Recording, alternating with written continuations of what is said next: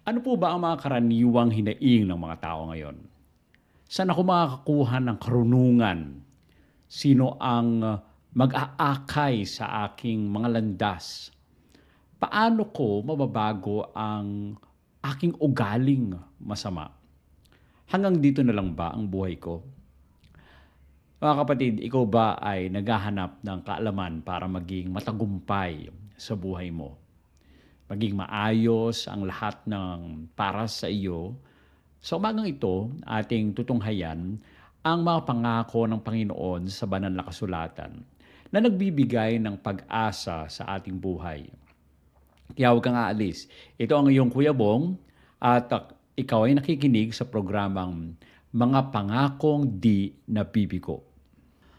Ang focus ng ating study ngayon ay may pamagat na The Role of Scripture in Daily Life. Ano ang papel ng banal na kasulatan sa pang-araw-araw na ating buhay? Ang main Bible text natin ay galing sa 2 Timothy 3:16 and 17.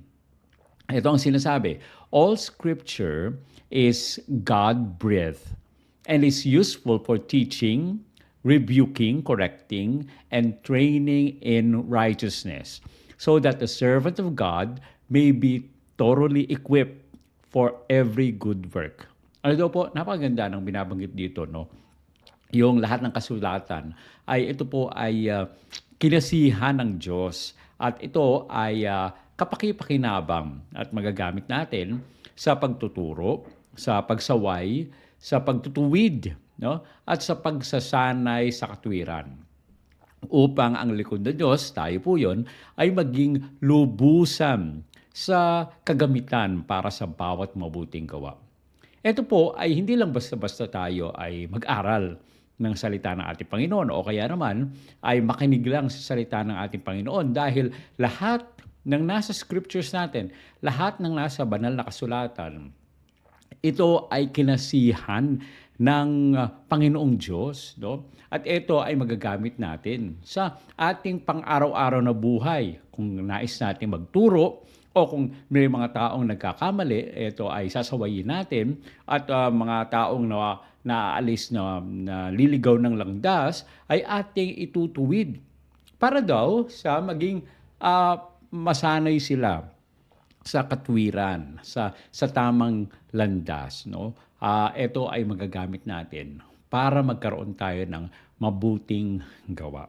Kaya naman, ang ating acronym ngayon dahil sa ang focus natin ay mga banal na kasulatan, ano yung papel ng banal na kasulatan sa pang-araw-araw nating buhay, ay ating gagamitin yung word, no? Yung salitang word, W-O-R-D.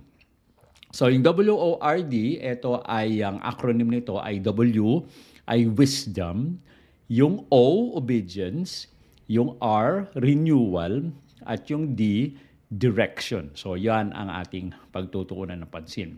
So doon tayo sa W, no? Ano ibig sabihin? Wisdom for living, no? Tandaan po natin mga kapatid, ito ay salita ng ating Panginoon.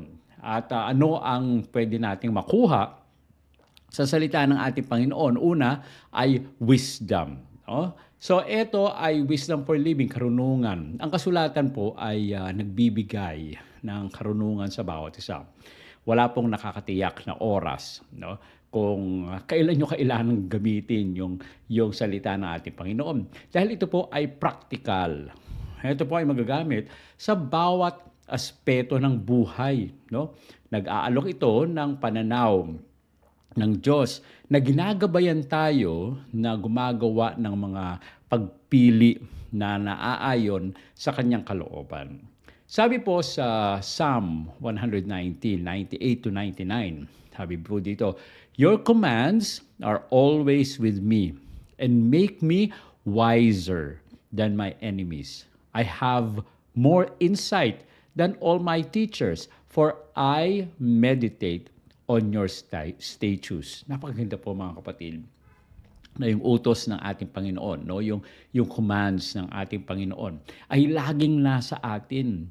Ginagawa daw tayo na mas matalino doon sa ating mga kahawaay. So, kung gusto niyo mas lampasan yung talino ng kaaway nyo, magbasa daw tayo ng banal kasulatan mga kapatid dahil ito yung commands ng ating Panginoon kapag ito po ay ating pong tinanggap at ginawa po natin, nagiging matalino po tayo. At sabi pa po dito, mas higit pa daw ang kaunawaan natin kaysa doon sa ating pong mga guro. No? Napakaganda yung binanggit dito. Nalalampasan pa natin yung mga kaunawaan ng ating mga guro sapagkat tayo daw po ay nagbubulay-bulay sa kanyang mga tuntunin. Ganon din naman talaga, no? Kapag tayo ay nag-aaral ng salita ng ating Panginoon, ay lalo pang tumataas yung ating pong karunungan dahil ito ay lagi nating nagagamit, no? Kaya kung tayo ay gusto nating maging pantas, gusto natin maging talino, ay tanggapin natin yung salita ng ating Panginoon. Kaya naman yung W, no? Sabi po dito, wisdom for living. Yung salita ng ating Panginoon ay karunungan para sa ating mga buhay.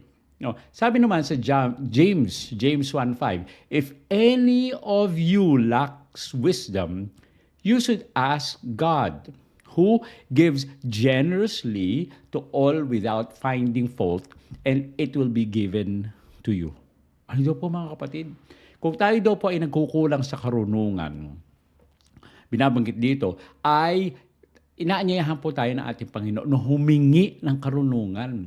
Na siya naman ay nagbibigay sa atin ng sagana, no, sa lahat ng ating pamumuhay. Kaya tama yung binanggit natin na kapag tayo daw po mga kapatid, sabi na sa banal na kasulatan, kung nangangailangan tayo, ay humingi tayo. No? Kung tayo ay kumatok, tayo naman ay pagbubuksan. Ganon din po dito mga kapatid. Kung kayo daw po ay nangangailangan ng katalinuhan o karunungan, humingi daw po tayo sa Diyos na ito po ay nagbibigay, ang ating Panginoon ay nagbibigay ng sagana at masusumpungan po natin ito sapagkat ibibigay sa atin ito ng ating Panginoon. Napaka-importante mga kapatid, no, na ating pong alalahanin ito sa ating pong buhay na tayo ay binibigyan ng ating Panginoon. Ang sabi po ng isang quotation, ito po hindi nga alam kung kanino galing yung quotation, the Bible is the only book whose author is always present when one reads it. Tama po na mga kapatid. Napakaganda dahil sa ang banal na spirito ay laging nandyan. Kumuha kayo ng libro, no? Maghanap po kayo ng libro mga kapatid at basahin niyo yung libro. Tingnan nyo doon sa likod kung sino yung author. Kasama ba kayo ng author, mga kapatid? hindi nyo kasama yung author kapag kayo ay nagbabasa. Pero iba po ang banal na kasulatan, napakaganda yung binanggit dito.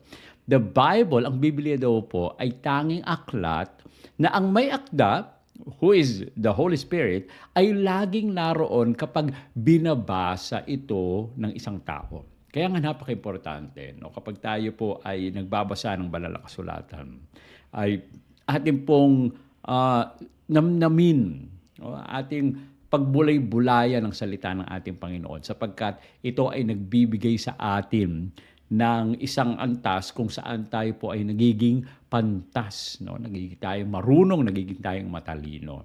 Sabi naman ng isa pang writer, si John Flavel, ito po ang sabi niya, the scriptures teach us the best way of living, the noblest way of suffering, and the most comfortable way of dying. No? Tunuturo daw po mga kapatid sa atin ng kasulatan ang pinakamabuting paraan ng pamumuhay. Okay?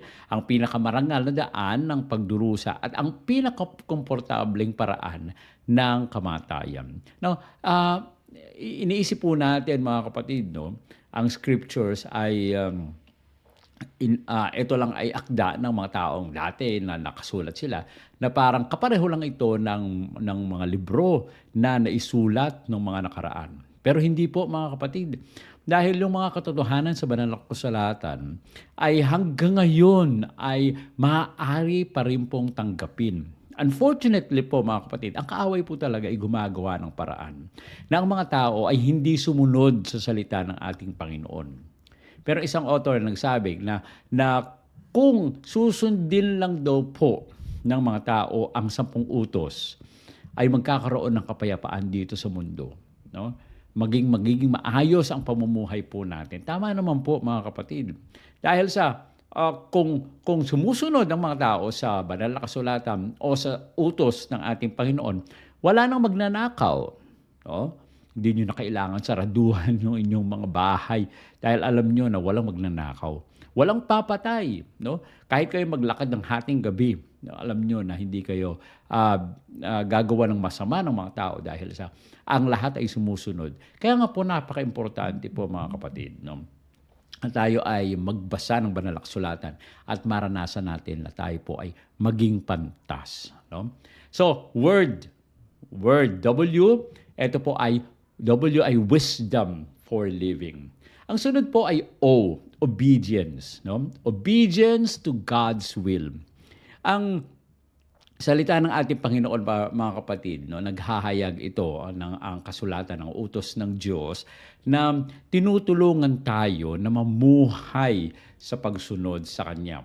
So magitan nito, nauunawaan po natin kung ano ang kahulugan ng pagsunod at nalulugod ang Diyos at nagkakaroon ng lakas na sundin ang Kanyang mga daan. Yan po mga kapatid, no?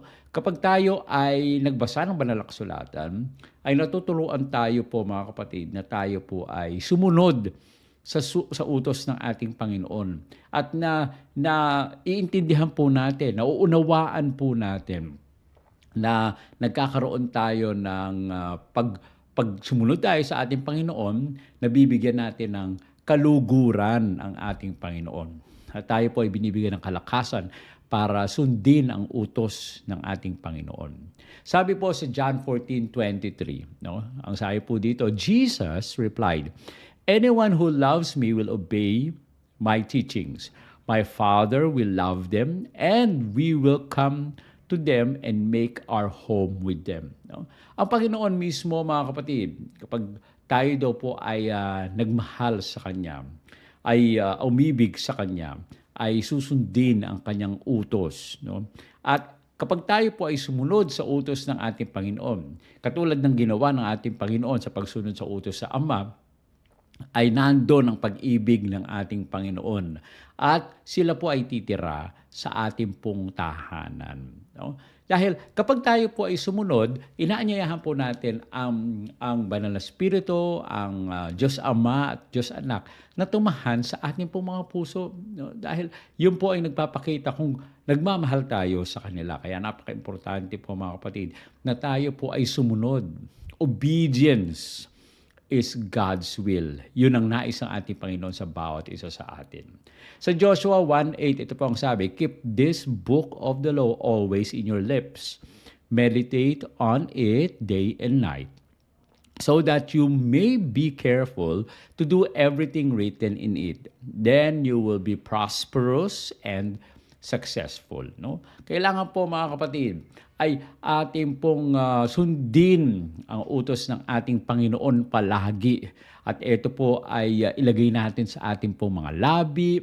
Pag nilayan po natin ito araw at gabi at ingatan po natin ito, no, yung sa kasulatan ng ating Panginoon. Ito ay ilagay natin sa puso at sundin po natin. At tayo po ay magiging sagana at tayo rin po ay magiging matagumpay. Yan ang pangako ng ating Panginoon sa bawat isa sa atin.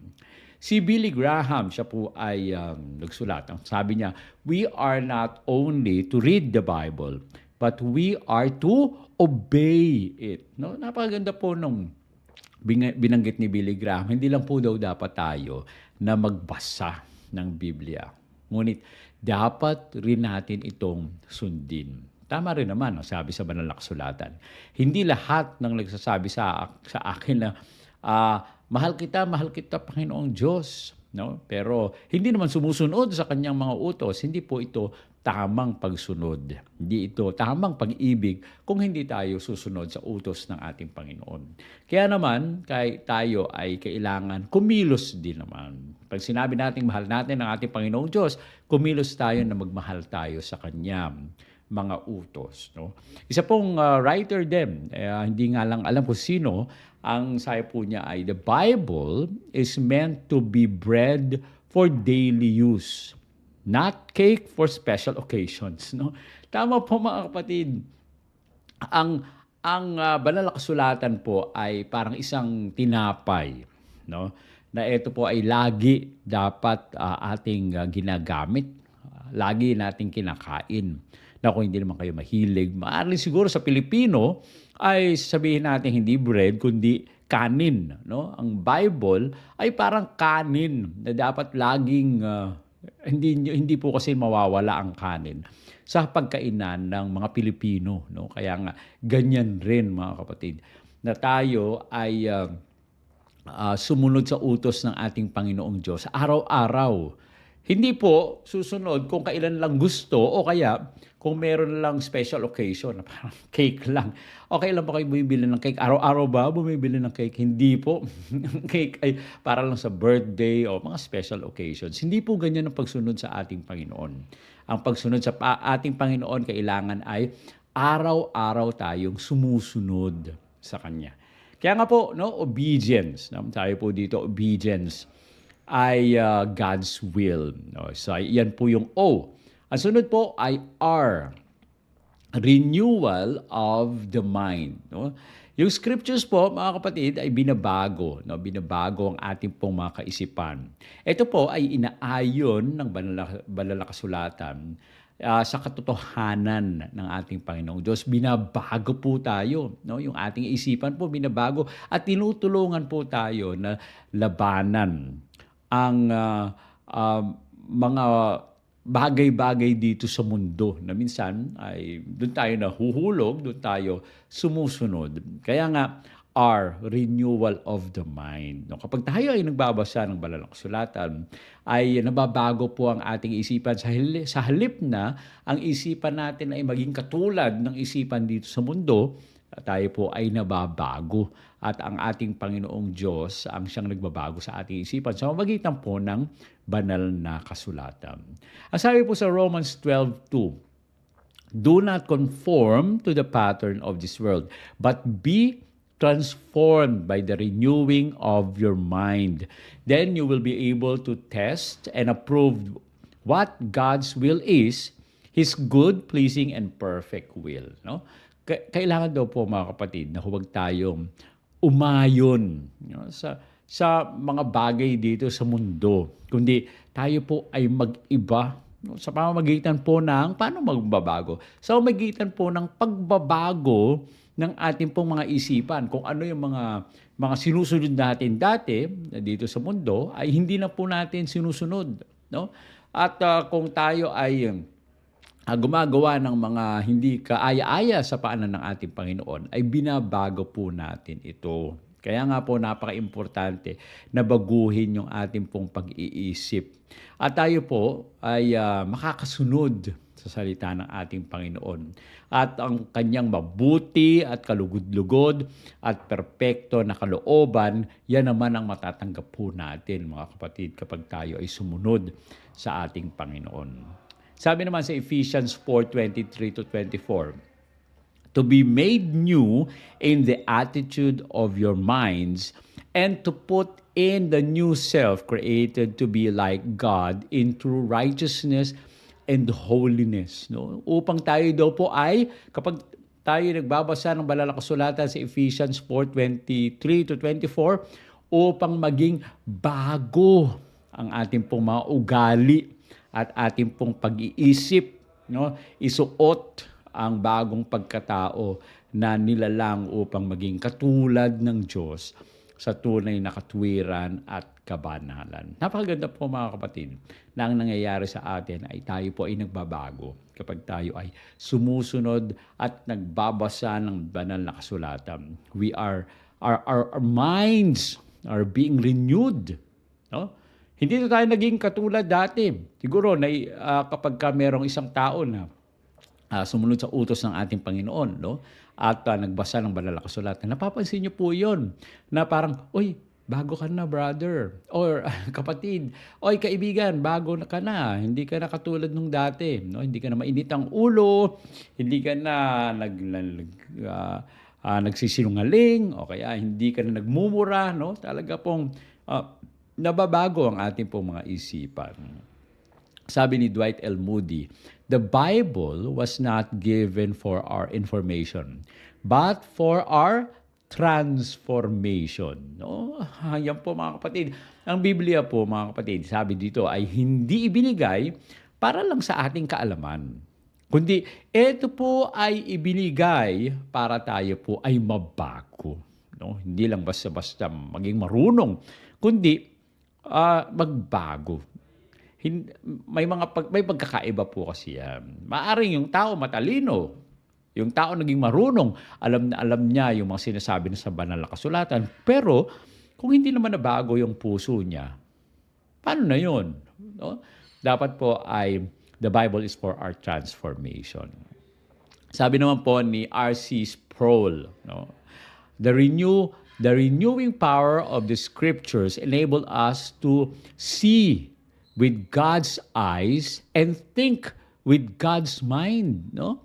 Ang nakakapagbagong kapangyarihan daw po ng kasulatan ay nagbibigay daan sa atin na makita sa magitan ng mga mata ng Diyos at isipan gamit ang pag-iisip ng Diyos. So, ano daw po, nagiging na-elevate po mga kapatid, mga kaibigan.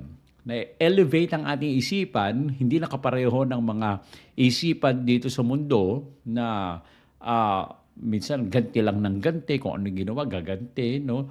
Hindi nagmamahal sa kapwa, at marami pang mga hindi magagandang ugali na katulad dito sa mundo. Kapag tayo daw po, mga kapatid, ay nagbasa ng banal na kasulatan, we are being renewed. Itinataas yung antas ng ating pong understanding. Itinataas yung antas ng ating pong buhay. At nagiging katulad tayo ng Diyos. No? Hindi yung buhay dito sa mundo ang ating lampong naiisip. Kaya naman, no, kapag tayo po ay nagbabasa ng ating banal na kasulatan, our minds are renewed. Okay? So, yung pangatlo, are renewed. Okay? And last po, yung letter D doon sa ating acronym na word. Letter D ay the Bible serves direction for life, no? D is direction for life. Ang Biblia daw po mga kapatid ay nagsisilbi na isang spiritual na GPS. Ano po ba yung Global Positioning System? Ito po ay gumagabay, no, sa ating pong mga desisyon, sa ating hamon ng ating pong buhay. At ipinapakita nito sa atin ang landas na kailangan nating lakaran at mga patibong na dapat nating iwasan. Sa Psalm 119:105, sabi po dito, "Your word is a lamp to my feet and a light to my path." Kaya nga po, ito po ang salita ng ating Panginoon. Ang salita niya ay ilawan. Ilawan sa ating pong mga paa. At ito po ay liwanag sa ating pong landas. Kaya kung tayo ay nasa kadiliman, mga kapatid, no, mga kaibigan, tayo po ay magbasa ng salita ng ating Panginoon upang makalakad tayo sa landas ng liwanag ng ating Panginoon. Yan po, sabi dito sa Proverbs 3:5-6, "Trust in the Lord with all your heart and lean not on your own understanding. In all your ways, submit to Him, and He will make your paths straight." No, napakaganda po ng binabanggit po dito mga kapatid, no? Magtiwala po tayo sa Panginoon ng buong puso. No? Huwag po tayong manalig sa ating pong mga sariling kaunawaan. Doon sa ating pong lakad, magpasakop tayo po sa Kanya at itutuwid niya po ang ating pong mga landas, no?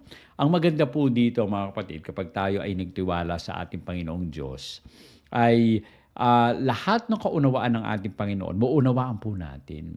Dahil siya po ang magpapaliwanag sa atin ng lahat ng mga bagay.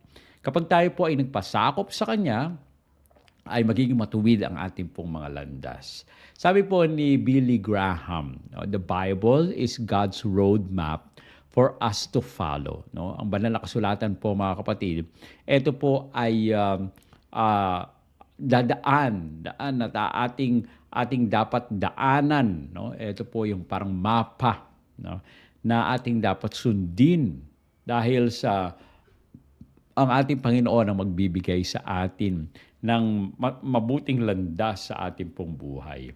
Sabi naman ni Warren Wiersbe, if we walk in the light of God's Word, we will not walk in darkness. No? Kung tayo daw po ay lumakad, mga kapatid, sa liwanag ng salita ng Diyos, hindi tayo lalakad sa kadiliman.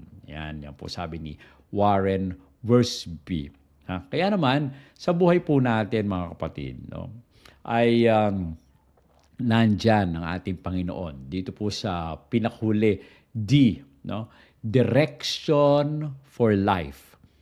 Ang ating pong buhay ay patuloy na aakayin tayo sa tamang landas ng ating Panginoon kapag tayo ay nagbabasa ng banal na kasulatan. Kapag tayo ay nagbabasa ng banal na kasulatan po, mga kapatid, nandyan ang ating Panginoon ay binibigyan tayo ng karunungan, no, na tayo po ay lumago sa ating pong buhay. At ganoon din, ay kapag tayo nagbabasa ng banal na kasulatan, ay binibigyan tayo ng kapangyarihan na sumunod, no? Sumunod sa kanyang kalooban. At kapag tayo nagbabasa ng banal na kasulatan, ay nababago ang ating pong mga kaisipan at nagkakaroon tayo ng direksyon, no, para sa ating pong buhay. Kaya naman sa umaga pong ito, talagang ang Biblia po ay hindi po lamang ito ay isang aklat. Ito po ay gabay, no, na pinagmumulan po ng karunungan at kasangkapan para sa pagbabago. Kailangan po tayo, mga kapatid, na magbigay ng panahon na magbasa ng banal na kasulatan. Dahil ito ay kasangkapan po natin ito na maging mabuhay at mabuhay tayo ng tapat, no? Na nagbabago, no, sa ating pong mga isipan. At ito po ay nagbibigay ng direksyon sa ating pong buhay. Kaya naman, hayaan po natin, no, na ang Biblia ang maging pundasyon ng ating pang-araw-araw na buhay. Basahin natin po ito, no? Pag nilayan po natin ang salita ng ating Panginoon para po sa pamamagitan ng ating pong paglubog doon sa pagsisiyasat ng salita ng ating Panginoon. Ang kanyang mga salita ang nagiging ilaw para sa bawat isa sa atin. Mararanasan po natin ang karunungan, mararanasan natin ang patnubay, at mararanasan ang pagbabago sa ating pong buhay. Tayo po ay manalangin. Ama naming banal, Diyos na nasa mga langit ka, muli po kaming nagpapasalamat na kayo ang siyang nakasama po namin sa aming pong programa na ito. Samahan nawa po ang bawat isa sa aming pong patuloy na pagsasaliksik ng inyong banal na kasulatan na sa araw-araw amin po nawa pong hanapin ang katotohanan sa inyong banal na kasulatan upang kami ay maging marunong, kami po ay inyong mapatnubayan at magkaroon ng pagbabago sa aming pong buhay. Papasalamat kami sa pagdinig sa aming dalangin sa pangalan ng aming Panginoong Hesus. Amen. Muli po, bukas, inaanyanahan namin kayo sa ganito pong oras para po sa ating pong programa na Mga Pangakong Di Nabibigo.